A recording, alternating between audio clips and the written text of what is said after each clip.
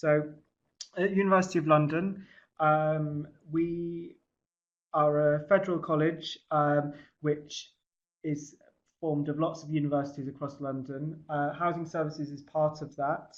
And we help students from most of the colleges at the University of London, as well as quite a few other extra ones as well. So hopefully we've got a good mixture at this webinar of people from the different colleges. We can help you with events like this, so online events. We also do in-person events, so if anyone's around in September next week or the week after, on Friday coming up, so a week tomorrow, and the following Monday, we'll be doing a couple of Flatmate Finder events, which you can find on our website. These are in-person events which enable you to meet other people, meet other students who are looking for somewhere to live, hopefully socialise, meet some people who are in the same position as you, and hopefully go off and find somewhere to live together. We'll also be there giving out information as well. There's also free drinks and pizza if that's not enough. So hopefully there's enough for you to come along. But if not, we do these online events as well to make sure that you're fully supported in your move to London. So we're contactable using these details, but you can find more details on our website as well about our opening hours, for example. We're available during the week, and during September we're available on Saturdays as well. What do we do? We help you find accommodation. We help you find flatmates. So with the Flatmate Finder events, for example. What might also be useful for you is things like contract checking and housing advice. With contract checks, if you're about to sign a contract to go into, for example, private halls or a shared house or somewhere with a group of friends, we can check your contract for you, make sure that there's no hidden terms in there, make sure that every part of it is explained to you, especially if you've never signed a contract in the UK before. We can make sure that it's the right type of contract for you and give advice on that. We also give general housing advice as well, so hopefully you won't need this. But if there are ever any problems, for example, any disrepair in your property, or you had problems with your landlord, for example, we can provide you with in-depth legal advice. We're supported by a retained firm of solicitors as well. So if we don't know the answer, they will. And we're just a good place to go to. If you're ever unsure about housing, we're hopefully the people that know the answer. Okay, so a few just little bits before we get going into the really sort of main bit of the presentation, but just to let you know about what we offer as well. A different team within our department is the Student Homes team.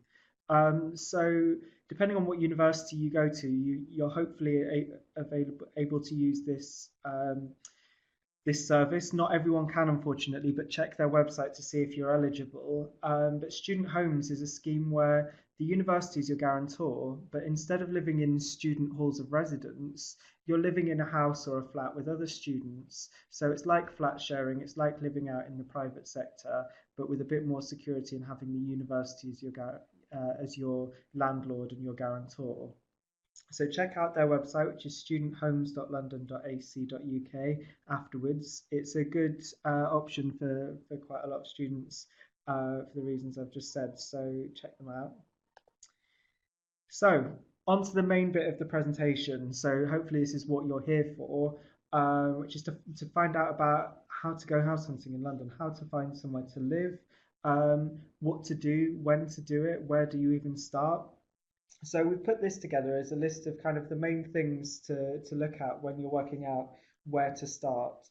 So the main thing I would say is budget. This will dictate whereabouts in London you can live, the type of property that you can afford. It kind of feeds into the rest of it. So when we talk about budget, we're not just talking about rent, we're talking about bills, travel, course costs, travel costs to and from friends and family in other countries or elsewhere in the UK. We're talking about socializing, clothes, everything really. And you likely need to draw up a budget to work out how much money you've got to then spend on rent. As I said earlier, that will often feed into the location. So being London, as I'm sure you're probably already aware if you've started looking for somewhere, this isn't a cheap city to live in. It's one of the most expensive places to live. Unfortunately, most of the universities in London are based in central London, although, as one of the participants said, there's Here East, which is out in Stratford, part of UCL, which luckily is in a cheaper bit. But being in the most expensive part of London means that often the most expensive accommodation is around you as well. So unfortunately, a lot of students would, and staff as well. I know I'd love to live in this part of London. Unfortunately, though, most people can't afford to live directly by their university just because it's so expensive. So most people will look a bit further out of London. So if you're not already aware, the transport map is divided into different zones, going up to about zone 9, I think, with zone 1 being the most central part of London, the most expensive bit. And the further out of London you go, the transport gets a bit higher, but the cost of living goes down a bit. So that's worth looking into. The next bit, again, this is often dictated by budget, is your flatmates. So a lot of people would love to live on their own. A lot of people also, though, love to have that shared experience of living with other flatmates. It tends to be that the more people you share with, the cheaper the bills. It tends to be that the cheaper forms of accommodation do involve flat sharing, not necessarily sharing a room, but sharing a flat, so the common facilities. And then all of this feeds into the type of accommodation, whether that's a shared flat, private halls of residence, university-run halls of residence, which we'll go on to now. So the different options. Flats and houses are mainly what I'm going to focus on today. That's just because, based on feedback, that tends to be what people are most interested in. Flats and houses will be shared flats or individual rooms in flats and houses. It could also involve studios if anyone's interested in looking at studios. Private halls are similar to university-run halls of residence. They are run by private companies, which they have usually whole buildings with rooms in that they rent to students, mixtures usually of postgraduates, undergraduates, different ages, and usually a mixture of different universities as well. It's a really good option if you are hoping for the shared student experience. So living with other students, usually they're very centrally located. They're not for everyone due to the price, but we do have listings of them on our website. So it's worth checking them out to see if there's any that would suit you. The next one is resident landlords. So this is a good option for people who, if you're not quite sure which option you want to go for, resident landlords might be the one for you. This is where usually it would be a family or a couple or a single person will have usually a spare room or maybe a couple of spare rooms in the flat or house that they live in. They then rent out the rooms, so you're living with your landlord, which does come with its downsides, but it's also usually the most flexible option and usually quite cheap as well. The next option is odds and ends. So I won't be going into this in this talk, but if you do have any questions about the other options afterwards at the Q&A, feel free to ask me. This includes things like guardianship schemes or giving support to elderly people or those who need help with physical needs in return for a cheaper rent. Okay, so as I mentioned earlier, we'd mainly be focusing on shared flats and houses during this talk. So I'll go into a bit more detail about what living in a shared flat or house usually involves. So we found that actually beyond first year, because most people, even those going into university-run halls of residence, most students will move out of halls after their first year. It tends to be the preferred option for most. There are a lot of first years as well going into shared flats and houses as well. So if you are about to start your first year and you're worried about going into a shared flat, I wouldn't worry. It usually is 3 to 5 students on average. There's lots of reasons for this, but one of the main reasons is that's what's available. There's a lot of sort of 3, 4, 5 bedroom flats and houses available in London. Once you get a bit higher than that, it gets a bit more difficult to find one. You'll also find that it's the most cost-effective option, or one of the most cost-effective options, because you can do things like you can split bills. Um, they're usually located in the more suburban parts of London, so the cost is usually slightly lower. Um, it is a good option if you're budget conscious. One of the downsides, though, is joint liability. So what we mean by this is if you're signing a contract with other students or other tenants, sorry, it will most likely be the case that you will be jointly responsible. So if one tenant doesn't pay their rent, it's likely that you, in return, will have to pay their rent for them. If someone damages something, even if it's in their bedroom that you've never had anything to do with, if you're on a joint contract, technically you're also responsible for that. So that's not always the case with shared flats and houses, but that is the case with the majority, especially if you're signing a joint contract with other people. If you've just got a contract just for your room, then it's likely that you will just be responsible for your room, although you should always check the terms and conditions. So where to look? Um, Whole properties and individual rooms are available on our website, so you can select that whichever option you prefer, or you can look at both on our website, which is housing.london.ac.uk. We've got a database of accommodation which you can use. It's updated throughout the day, every day, with new offers. So places will come and go on there. So have a look at it. Register with your university details so that you can get given a username and password, and just keep looking throughout September.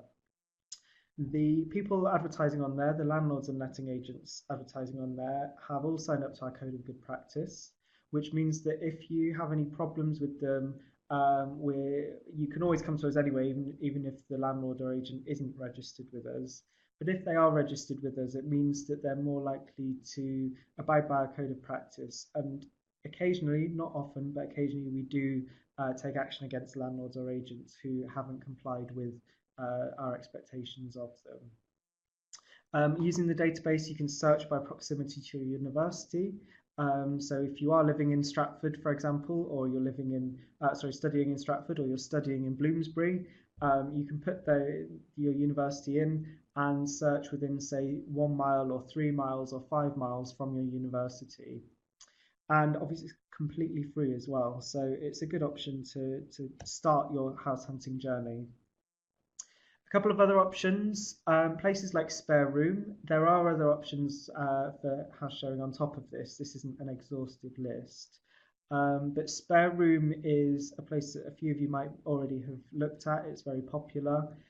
It's a good option for looking just for individual rooms. You won't really find many entire flats and houses if you wanted to form a group, for example.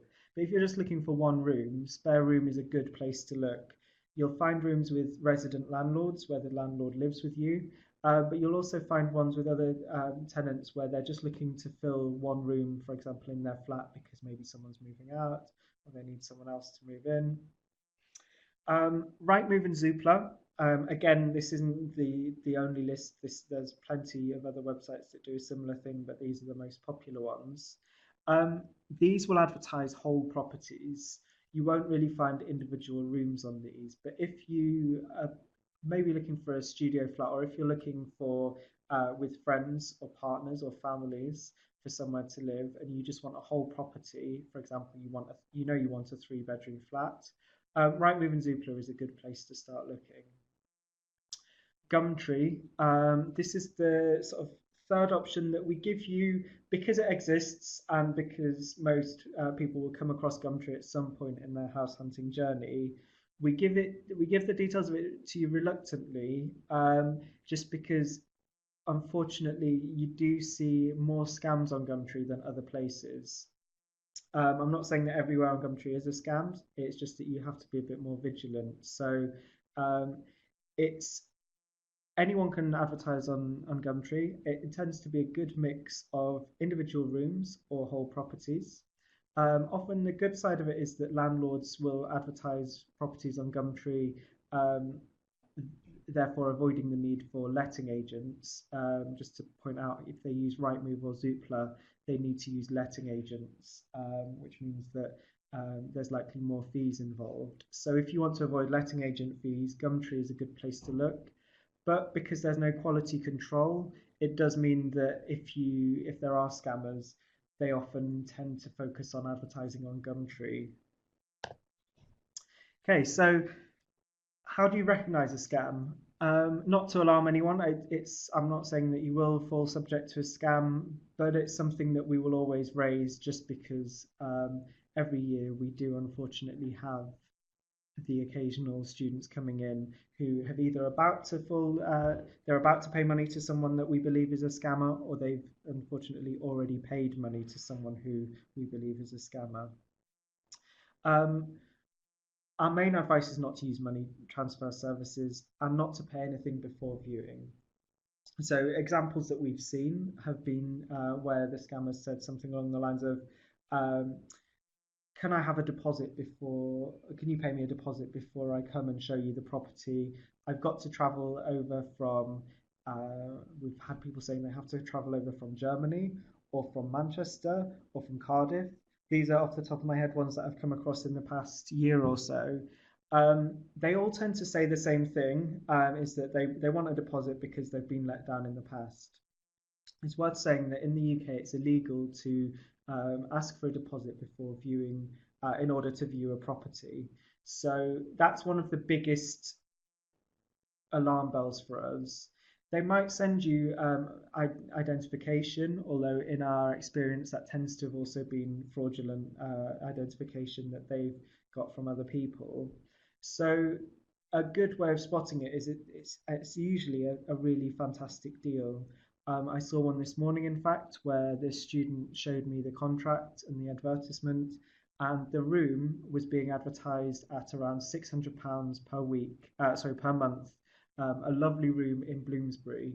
Now, the guideline price for that room in reality on the open market would be about double that. So, by the fact that there were some other hallmarks as well that by seeing them quite often we're capable of picking up on.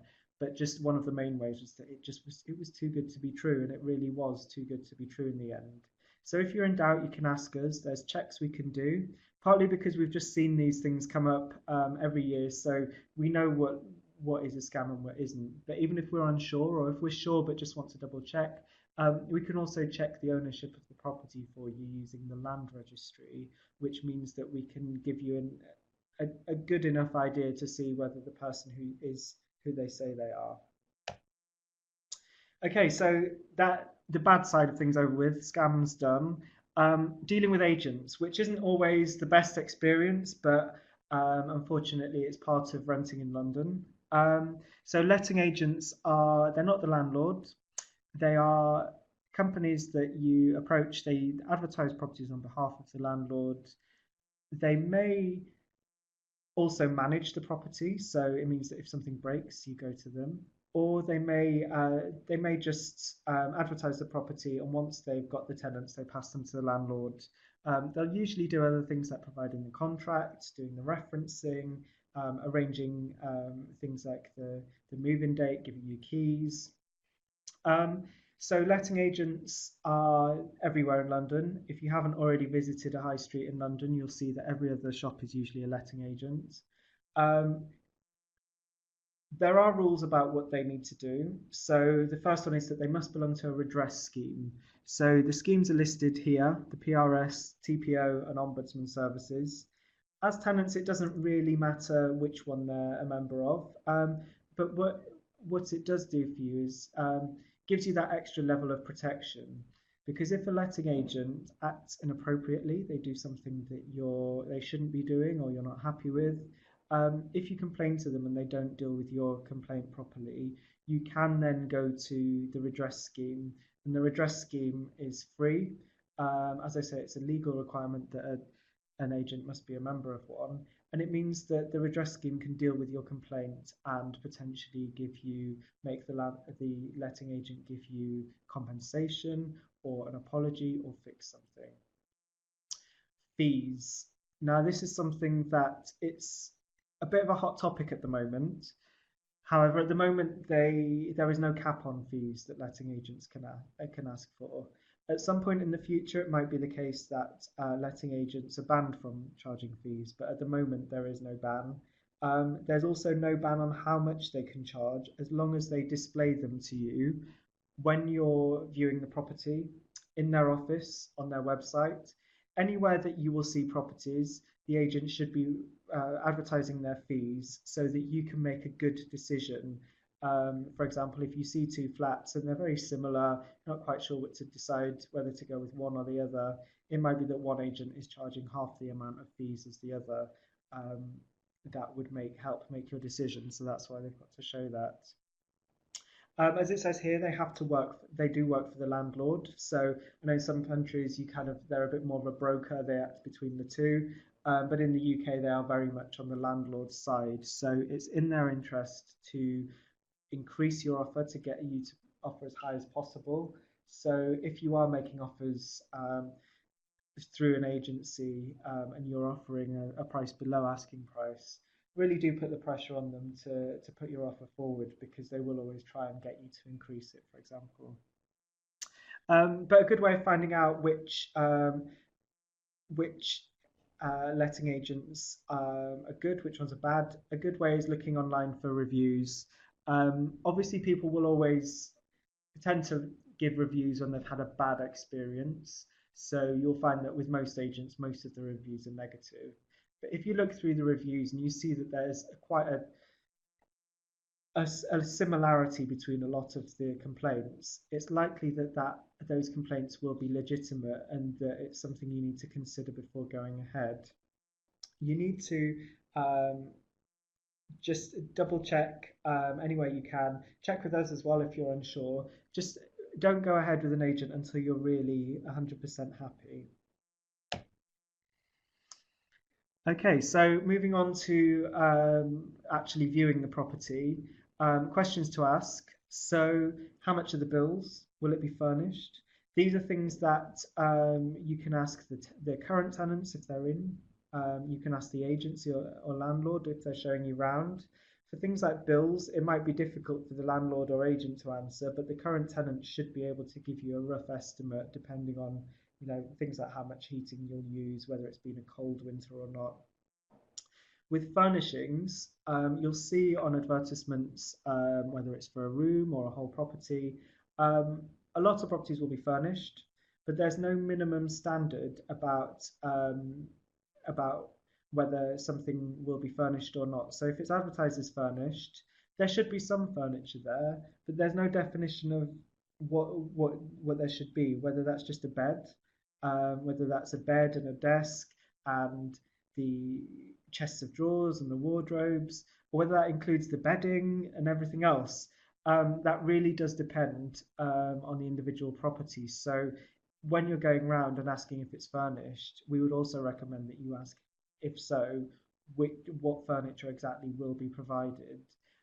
And if there's any furniture you want to be provided, you ask for that as part of your offer so that the landlord or agent has to provide the furniture when you move in.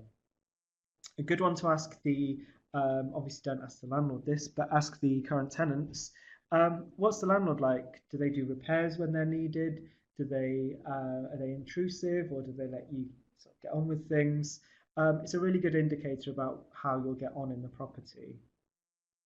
And then finally, is a license needed? A good person to ask about whether a license is needed is one of our advisors, purely because there's over 30 different boroughs in London, so different areas. Each one will have different rules about which types of properties will need different types of licenses. There are some general rules about all properties in the UK, or in England and Wales at least, that do need licenses. So when we talk about licenses, we mean they're called HMO, or House and Multiple Occupation licenses. And I won't go into the details here because it's a long and boring subject. But basically, it governs the number of people that can live in a property, the minimum fire safety requirements, things like that. So if you're unsure about that, contact us and we can shed a bit more light on it. Okay, so what to look out for when you're going out on viewings. Smoke alarms. These now have to be provided on every floor by law, although it's up to you to check that they're working when you move in. Sorry, during the tenancy, the landlord will check when you move in. Damp or mold patches or the smell of damp. If when you walk into a property you think it smells damp or you can see evidence of damp or mold around the windows and doors, it's likely that there is a mold and damp problem. London is a wet, mild city. It means that a lot of properties do get damp, especially during the winter when it doesn't really dry out anywhere. It's worth just checking with the landlord or agent whether this is real disrepair or whether this is something that's fixable. And depending on what they say, checking with us as well if you think that they're telling the truth or not. Other things we said, signs of infestation, for example, bed bugs. Hopefully you won't see this, but if you do see any signs of infestation before you move in, it's probably best to carry on looking for the next place. Or once you have moved in, if you find signs of infestation, contact us as soon as you possibly can. The earlier you contact us, the better. And then safety things, so exposed wires, cracked plugs and switches, any hazards, anything like that. It's worth looking out for those to make sure that they're fixed before you move in, so you're not faced with any dangerous living conditions once you've moved. So budgeting, going back to budgeting, it really is important to work out if you can afford it. So as I said at the beginning, this is especially for those of you that have joined since the beginning of the talk, when you're working out how much you can pay for rent, you also need to include things like bills, travel, university expenses, food, leisure. If you plan your journey in, that will also help shed some light on how much you've got to spend after you've factored in travel. So if you go to tfl.gov.uk, we'll type that into the chat box towards the end so that you can follow that link. TfL stands for Transport for London, if you don't already live in London. This is the website of the operator of all of the transport in London, and you can use that to find out how much your travel will be between, say, an area you're interested in and university, or between different campuses, for example, and that will help you work out whether it's cheaper to get a travel card, so a student travel card, or whether to pay just for the journey, and that will help you budget for your rent, for example. And when you're a group of students, as I said at the beginning as well, if you're jointly responsible for rent, so if you're all signing the same contract, it's very likely you'll be responsible for one another's rent. It is important that everyone can afford it, because once you've signed that contract, even before you've moved in, if someone signs it and then realizes that actually they probably can't afford it, you are then tied into the contract for as long as you carry on living there. So that might be for a whole year. So before signing something, really do question yourself and say, can I afford this? And if not, really, we can't stress enough, don't go ahead, keep looking. Go to your university for money advice, or for advice on funding. Hopefully they'll be able to help. Okay, so the next steps, I'll just go over this quickly so that we're not going too far over time. But once you've found somewhere to rent, so you've gone on viewings with maybe a landlord or a letting agent, you've found a property, you've made an offer, you've asked for the right furniture, so you want a bed each and a sofa and a dining table. That's when you pay a holding deposit. So when you pay a holding deposit, you are effectively saying that you will take the property. They will so by they I mean the landlord or agent, hopefully take the property off the market, and they will do reference checks, which includes usually the right to rent checks. There's no limit on the amount of holding deposit that you can pay. This is usually anywhere from a couple of £100 up to a few weeks' rent. You will get it back if you move in. It goes towards your first month's rent and your deposit. But if you pull out, it's likely that you will lose at least some of it. So don't pull out without consulting us first. The right to rent checks, these are checks that have been brought in a couple of years ago. Basically, it requires landlords or letting agents to check the tenant's right to remain in the UK. So it's likely that if you're an international student, although they should do these checks on everyone, British students included, they will, if you're an international student, they will check your passport and visa. Your visa only needs to be valid for day one of the tenancy, and they can't check your documents again within 12 months of checking it for the first time. So just make sure that your visa and everything is in order at the point where your tenancy is due to begin. It might be that they can't give you the keys until you've done that. And then the next bit, sadly, is something that causes a lot of trouble for people, which is guarantors and rent in advance. A guarantor is someone, for example, a family member or a friend who is capable of showing that they can pay not only for their own rent or mortgage, but also for yours. And they usually sign the same or a different agreement saying that, so that if because as a student it's unlikely that you'll have the ability to prove that you've got enough income to cover your rent plus extras. Usually as a guideline price you need to show that you've got enough income to cover 3 times your rent. It's likely that you'll need a guarantor. Now, guarantors often usually are UK based as a requirement, so most international students won't have a UK-based person who is able to show that they can pay for their, son or daughter or friend if the student tenant is unable to pay, which leads us on to rent in advance. So especially for international students, rent in advance has become normal.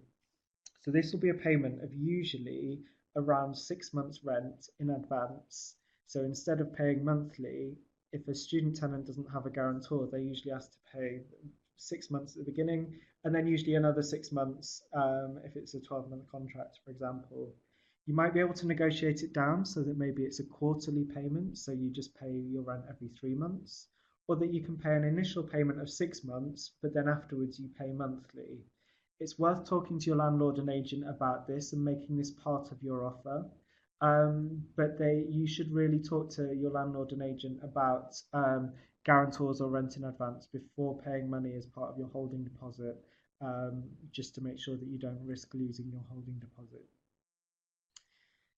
Okay, so really quickly again, deposit protection. So this is the 6-week security deposit that you'll usually be required to pay once you've moved in. So I realise I'm throwing a lot of figures at you, a lot of money. You can always ask me about this at the Q&A, but essentially for most tenancies you'll be paying a 6-week security deposit in addition to your first month's rent. This is money that will be refunded to you at the end of the tenancy, as long as no damage has been caused, as long as there's been no breaches of the contract. So if you do damage anything, for example, you spill something on the carpet and it needs to be replaced, the landlord can make some reasonable deductions for that, but they can't make excessive deductions, and they also need to show that any deductions are fair. So this does mean that there's often disputes, which is why the deposit protection was brought in about 10 years ago. So this deposit protection applies to private halls, it applies to individual rooms in flats, it applies to landlords, letting agents. Really, the only time that your deposit doesn't need to be protected is if you're living with a resident landlord. So if you're living with your landlord in the same flat or house. So deposit protection scheme, of which there's 3, they're listed here. They protect your deposit, as it says here. They make sure that at the end of the tenancy, if there's any disputes or if the landlord or agent disappears, you can then claim it back from the scheme. So if the landlord wants to make any deductions, but they're really excessive, it's a lot of money that you think they're taking and you don't think that they should be allowed to take that, you can go to the deposit scheme for free, and the deposit scheme will decide who gets what money back. They're very fair, they're very useful, so make sure that within 30 days of you paying your 6-week deposit, it's protected in the scheme by your landlord and agent, and that they're giving you proof. If it's not been protected, you can take them to court. The minimum penalty that you will get back will be 1 times the deposit. The maximum penalty will be 3 times the deposit. So it's quite a big penalty for landlords and agents and halls if they don't protect your deposit. So it's worth keeping an eye on. You can come to us for advice. We can help you make that claim as well.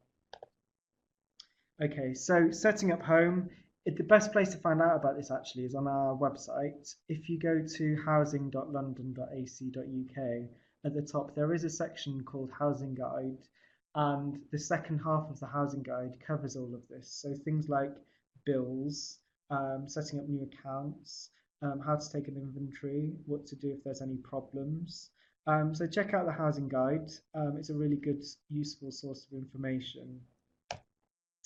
Okay, so where can you get advice? From us, from your college, your students' union. There's Shelter and Citizens Advice, which are both charities that offer advice. There's so many places you can get free advice on housing. It means that if you ever do have any issues, please do seek advice. There's always someone there to help you, even if you think it's just a minor question. Okay, so we're on to the Q&A, so I'll just switch things around a bit so you can see me. 1 second.